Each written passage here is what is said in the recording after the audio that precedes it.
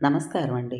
మనం ఇప్పుడు జాస్తి రమాదేవి గారు రచించిన 'ప్రతిబింబాలు' అనే కథను విందామా? మే నెల, మిట్ట మధ్యాహ్నం. ఏసీ గది చల్లగా ఉంది. తనువు సుఖలాలంలో తేలుతూ కలలు కంటోంది. అమ్మా, అమ్మా! నిద్ర మెలకువ కాని అవస్థలోంచి బయటికి రావాలనిపించటం లేదు. అయినా అమ్మా అని అంత ఆత్మీయంగా పిలిచే కొడుకు నాకెవరున్నారు? ఉన్న ఒక్కడు అమెరికాలో సెటిల్ అయిపోయాడు. అమ్మా! మరోమారు మనస్సు ఒక్కసారిగా మేలుకుంది. నన్ను చూడాలనిపించి నా కొడుకు వేణు అమెరికా నుండి వచ్చేశాడు. ఇంక దేహం మంచం మీద ఆగలేదు. కాళ్ళు పరిగెత్తాయి. కిటికీలోంచి బయటకు చూశాను. కళ్ళకెవరూ కనిపించలేదు.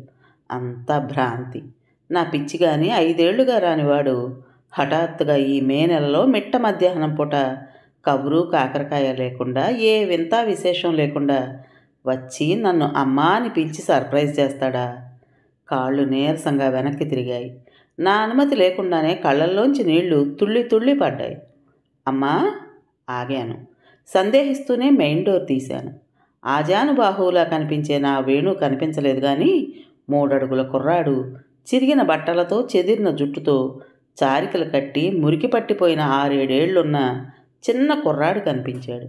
వీడా నన్ను పదే పదే అమ్మా అని పిలిచాడు? ఏం కావాలి? కాస్త కోపంగా గద్దించాను. వాడు బిత్తర చూపులు చూస్తుంటే జాలేసి ఉండు అని చెప్పి లోనికెళ్ళి ₹1 బిళ్ళ తెచ్చి వాడి చేతిలో పెట్టాను. వాడు కదలలేదు.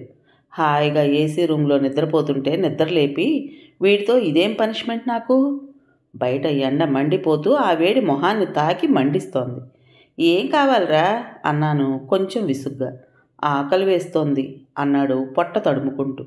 ఇక్కడే కూర్చో అని చెప్పి లోనికెళ్ళి పనిపిల్ల తినే ప్లేట్లో కాస్త అన్నం పచ్చడి వేసి పట్టుకొచ్చి తిను అంటూ వాడి ముందు పెట్టాను.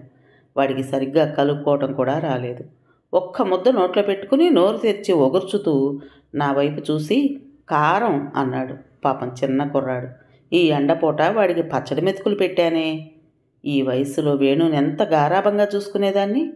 కూరన్నంలో నెయ్యి వేసి ఇంకా కారం వస్తుందని మేగడబెట్టి గడ్డ పెరుగుతో ముద్దలు తినిపిస్తూ బోలెడు కథలు కబుర్లు చెప్పేదాన్ని. పాపం అలా చూడటానికి వీడికి ఎవరూ లేరా? అమ్మ లేదా? వాడు మరో ముద్ద నోట్లో పెట్టుకునే సాహసం చేయకుండా నా వైపు చూడసాగాడు. ఫ్రిడ్జ్లో ఉన్న పెరుగులో అన్నం వేసి కలిపి ప్లేట్లో పచ్చడన్నం బయటపడేసి రమ్మని చెప్పగానే వాడు పరిగెత్తి గేటు పక్కగా అన్నం పడేసి వచ్చి నా వైపుకు ప్లేట్ పట్టుకుని నిలబడ్డాడు. పెరుగన్నం కదా, గబగబా తినేశాడు. పైపు చూపిస్తే ప్లేట్ కడిగి పట్టుకొచ్చి నిలబడ్డాడు. ఇంకా ఏమిటి అన్నట్టుగా చూస్తుంటే వాడు బట్టలు చూపించి బట్టలు కావాలి అన్నాడు. లోనికెళ్ళి పాత బట్టలున్న షెల్ఫ్లోంచి చిన్నప్పటివి వేణు బట్టలు దాచిపెట్టాను. వాటిలోంచి ఓ జత తీసి వాడికిచ్చి ఇంక వెళ్ళు అన్నట్టుగా చూసి తలుపు వేయబోయాను. వాడు గేటు బయటికి పోలేదు. కుళాయి దగ్గర స్నానం చేసి నేనిచ్చిన గుడ్డలు వేసుకుని వాడి గుడ్డలు ఉతుక్కుని డాబా మీదకి పరిగెత్తి ఆరేసుకుని వచ్చాడు. వాడి చేష్టలు ముద్దొస్తున్నా వాడెవరో తెలియకుండా వాడిని లోనికి రానిచ్చినందుకు ఆయన వచ్చి రాగానే నన్ను తిట్టడం ఖాయం. వీడు వెళ్ళిపోతే బాగుండును మనస్సులో అనుకుంటున్నాను. వాడు అప్పటికీ గుమ్మంలో ఓ పక్కగా పడుకుని నిద్రపోతుంటే వెర్రిదానిలా చూస్తూ వాడి కాపలా కాస్తూ కూర్చున్నాను. గదిలో ఏసీ తిరిగిపోతూ ఉంది.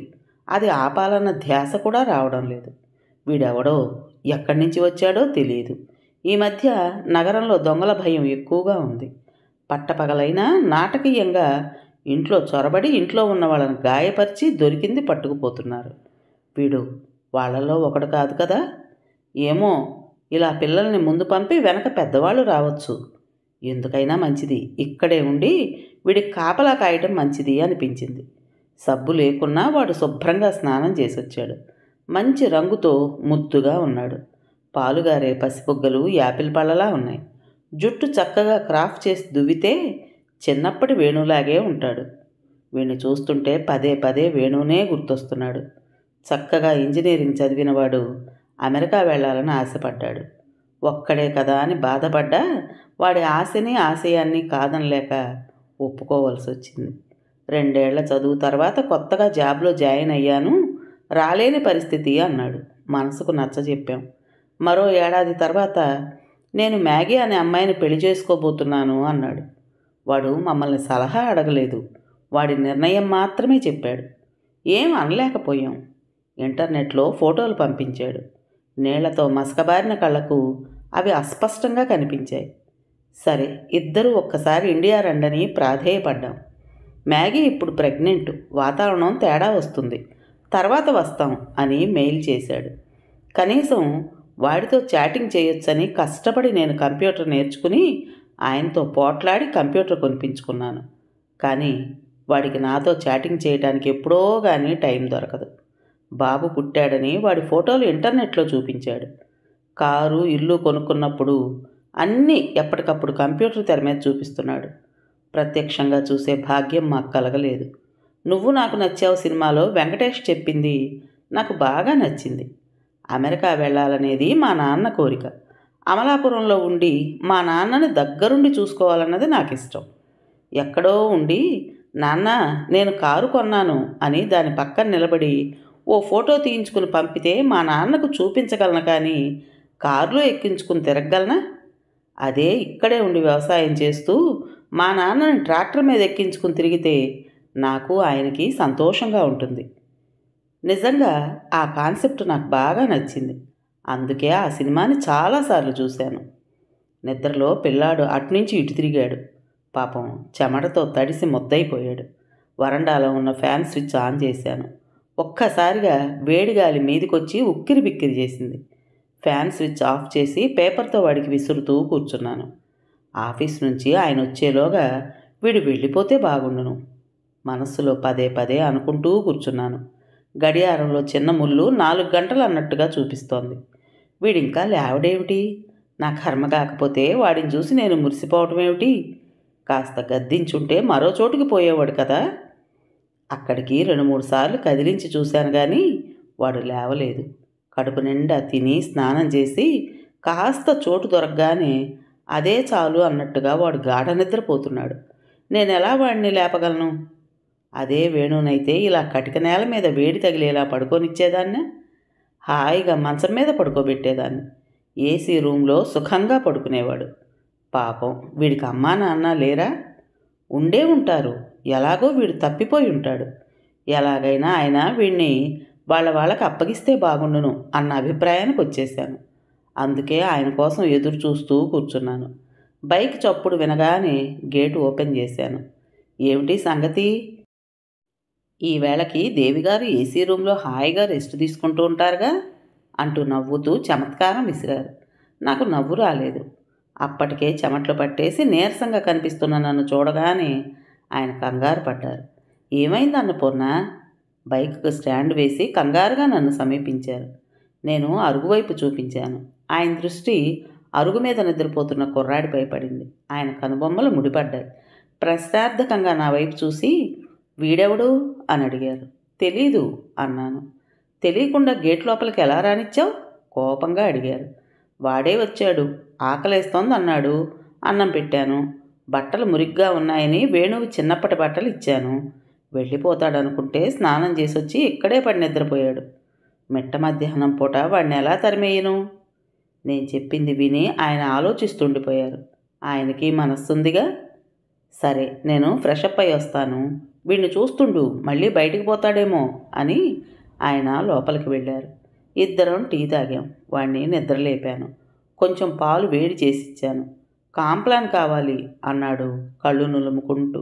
ఆయన నా వైపు వెక్కిరింపుగా చూశారు. కొంచెం బ్రూ కాఫీ పొడి లైట్గా కలిపి అదే కాంప్లాన్ అంటూ వాడి చేతికిచ్చాను. చాలా కష్టపడి తాగాడు. ఎన్నిసార్లు ఆయన నేను అడిగినా వాడి పేరు రాజు అని తప్ప ఇంకేం వివరాలు చెప్పలేకపోతున్నాడు. పోలీస్ స్టేషన్లో అప్పగిస్తే అన్నాను నేను.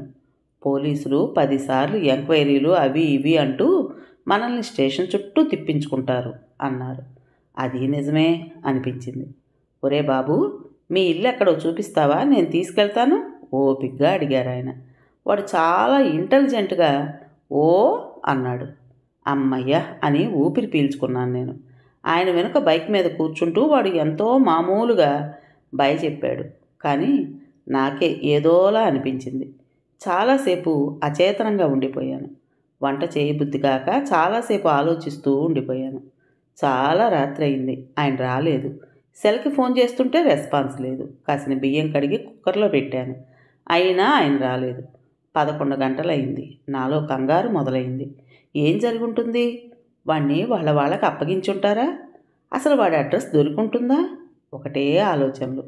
అరగంట గడిచాక గేటు చప్పుడయింది. ఎదురెళ్ళి ఏం జరిగింది అని అడిగే సాహసం చేయలేకపోయాను. ఉసూరుమంటూ వచ్చి సోఫాలో జారగిలబడ్డారు. మంచినీళ్ళు తెచ్చివ్వగానే గబగబా తాగేశారు. పాపం అనిపించింది. స్థిమితపడ్డాక జరిగింది చెప్పారు. అక్కడ ఇక్కడ అంటూ సిటీ మొత్తం తిప్పించేశాడు వెధవ. ఇల్లు మాత్రం దొరకలేదు. ఇంకా వేరే దారి లేక నువ్వన్నట్టుగా పోలీస్ స్టేషన్లో అప్పగించాను. వాడి మాటలు నమ్మి ఊరంతా తిరిగారా అంటూ ఎస్ఐ అదోలా చూశాడు. నేనేం పట్టించుకోలేదు. 2-3 పిల్లలు కనిపించడం లేదని కంప్లైంట్స్ ఉన్నాయని చెప్పాడు. అడ్రస్ తీసుకుని అవసరమైతే కబురు చేస్తామని చెప్పాడు. వాడేం గోల్ చేయలేదా వస్తానని?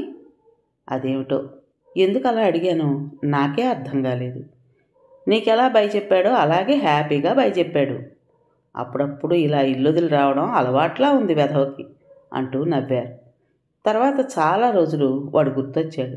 చారికలు కట్టిన వాడి పసిబుగ్గలు, తెలిసి తెలియని వాడి పసిముఖం, వేణు చొక్కా వేసుకోవడం రాక నా చేతికిచ్చి వెయ్యమనడం పదే పదే గుర్తొచ్చేవి. 10 నెలల తర్వాత అనుకుంటాను, నేను ఆయన ఓ పెళ్లి సందర్భంగా విజయవాడ వెళ్ళి తిరిగి వస్తుండగా ట్రైన్లో ఓ కుర్రాడు తొడుక్కున్న చొక్కా విప్పి మేము కూర్చున్న పెట్టి కింద తుడిచి అందరినీ డబ్బులిమ్మని చేయి చాచి అడుక్కుంటున్నాడు. నేను పర్స్ తీసి రూపాయి బిళ్ళ తీసి ఇవ్వబోతుండగా అది జారి కింద పడింది. వీడు కిందకు వంగినప్పుడు వాడి వీపు మీద కనిపిస్తున్న పుట్టుమచ్చను చూడగానే మిట్ట మధ్యాహ్నం పూట మా ఇంటికొచ్చి నా సహనాన్ని మా ఆయన సహనాన్ని పరీక్షించిన కుర్రాడు గుర్తొచ్చాడు. ఏమండి, వీడు మన ఇంటికి వచ్చిన రాజండి అన్నాను ఎగ్జైట్ అయిపోతూ. నేను చాలే ఊరుకో, అందరూ నీకు అలాగే కనిపిస్తున్నారు ఈ మధ్య. మొన్న కూడా ఓ కుర్రాడిని చూపించి రాజుగాడిలా ఉన్నాడండి అన్నారు ఆయన. కాదండి, వీడు రాజుగాడే. వాడి వీపు మీద పుట్టుమచ్చ నేను చూశాను. ఆ రోజు నేనే వాడికి చొక్కా తొడిగాను. వీడి వీపు మీద పుట్టుమచ్చ చూసి అడవి రాముడు సినిమాలో ఎన్టీఆర్కున్న పుట్టుమచ్చలా ఉంది, అదృష్టవంతుడు అవుతాడు వీడు అనుకున్నాను. నమ్మకంగా అంటుంటే ఆయన ఆలోచనలో పడ్డారు. అయితే ఏమంటావు ఇప్పుడు అడిగారు. అసలు అప్పుడు వీడు వాళ్ళ దగ్గరికి వెళ్ళలేదా? ఏం జరిగిందో ఇక్కడికి ఎలా వచ్చాడో కనుక్కోండి. ఎరా, నీ పేరు రాజు కదా అని ఆయన అడగగానే వాడు తల ఊపాడు. మరి ఇక్కడికెలా వచ్చావురా అని లాలనగా వాడిని అడిగారు. వాడు ప్లాట్ఫామ్ వైపు చూపించాడు. అక్కడ అడుక్కుంటున్న ముసలాడు కనిపించాడు. మాకేం అర్థం కాలేదు. తాత అన్నాడు రాజు. మాకేం అర్థం కాలేదు. అంతలో ట్రైన్ కదిలింది. ముసలాడు కంగారుగా మేము కూర్చున్న పెట్టి బయట కర్రతో టకటకామని చప్పుడు చేస్తూ, ఒరేయ్ బద్మాష్ నా కొడక, దిగవేంరా, ఒళ్ళు కొవ్వెక్కిందిరా, నా యాల సంపెత్త నా కొడక అంటూ బూతులు తిడుతుంటే, ఏరా వాడు నిజంగా నీకు తాతేనా అని అడుగుతుంటే వాడు భయంగా మా కాళ్ళ కిందకి జారిపోయి బెత్త కింద దాక్కున్నాడు. మేము హైదరాబాద్లో దిగగానే వాడు దిగాడు. మాతో పాటే ఇంటికొచ్చాడు. మేము వాడి గురించి పెద్దగా ఎంక్వైరీ చేయించాం. 6 నెలల తర్వాత వాడి గురించి తెలిసిన ఓ నిజం విని వెన్నులో వణుకు పుట్టింది. ప్రేమ వివాహం చేసుకున్న వాడి అమ్మా నాన్న బలహీనతలకు లొంగిపోయి తమకు HIV పాజిటివ్ అని తెలియగానే కన్నబిడ్డని రోడ్డు పాలు చేసి వాళ్ళు సూసైడ్ చేసుకున్నారు. అప్పటి నుంచి వాడిని ఆదరించిన వాళ్ళు లేరు, ఆదుకున్న వాళ్ళు లేరు. గాలి ఎటు వీస్తే అటు ఎండుటాకులా కొట్టుకుపోతూ మాకు తగిలాడు. ఇప్పుడు రాజు చక్కగా స్కూల్కి వెళ్ళి చదువుకుంటున్నాడు. కనకపోయినా నేను మా ఆయన వాడికి అమ్మా నాన్నలమయ్యాం. ఈ విషయాలన్నీ మెయిల్ చేసి వీడి ఫోటో ఒకటి నెట్లో పెట్టి వేణుకు చూపించడం నాకెందుకో నచ్చలేదు. కవర్ మూసేసిన కంప్యూటర్ ఇప్పుడు మా ఇంట్లో పూర్తి విశ్రాంతిలో ఉంది. కథ పేరు ప్రతిబింబాలు. రచించిన వారు జాస్తి రమాదేవి గారు. విన్నారు కదండి. మరి ఈ కథ మీకు నచ్చిందా? నచ్చితే లైక్ చేసి మరో 4గురికి షేర్ చేయండి. అలాగే కొత్త వాళ్ళు కనుక మన ఛానల్ చూస్తున్నట్టయితే తప్పకుండా సబ్స్క్రైబ్ చేసుకోండి. మరి ఇంత మంచి కథను మనకి అందించిన రచయిత్రి గారికి మనందరి తరపున ధన్యవాదాలు తెలుపుకుంటూ రేపు మరో మంచి కథతో మీ ముందుకు వస్తాను. అప్పటిదాకా ఉంటానండి.